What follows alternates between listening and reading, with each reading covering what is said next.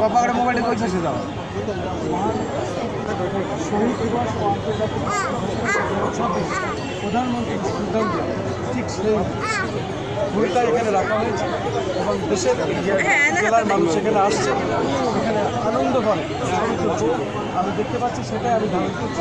যেহেতু রাজধানী থেকে আমরা শুরু করে আজ সারাদিন পর্যন্ত আমরা আছি, দেখতে পাচ্ছি একের পর এক যে অবস্থাটা হচ্ছে এবং এখানে সেটাই আমরা তুলে ধরার চেষ্টা করলাম। এবং মাননীয় প্রধানমন্ত্রী জনাব তারেক রহমান এসেছিলেন, যে রিংটি উনি এখানে শ্রদ্ধা নিবেদন করেছিলেন আন্তর্জাতিক মাতৃভাষা দিবসে, সেই রিংটি এখানে আছে এবং এই রিংটি মানুষ এটা শ্রদ্ধা ভরে স্মরণ করছেন এবং অনেকেই ছবি তুলছেন। আমি সেই দৃশ্যটি ধারণ করলাম, পেটের না, আমি সেটাই দেখানোর চেষ্টা করছি। এবং এখানে যে ধরনের বিভিন্ন বয়সের মানুষেরা আছেন এবং শিশু সহ নারী পুরুষ সম্মিলিতভাবে প্রত্যেকে এখানে আসছেন এবং এইভাবে এই ছবিটা নেওয়ার জন্য অনেকেই আগ্রহ করে এখানে আছেন এবং এই রিংটির সঙ্গে এই শ্রদ্ধা নিবেদনের সাথে সাথে তারা নিজেরাও শ্রদ্ধা নিবেদন করছেন। সেই জিনিসটি আমি এখানে তুলে ধরলাম এবং দেখানোর চেষ্টা করলাম, সেটাই দেখে যাচ্ছে। আমি খন্দকার মাসুদুজ্জামান,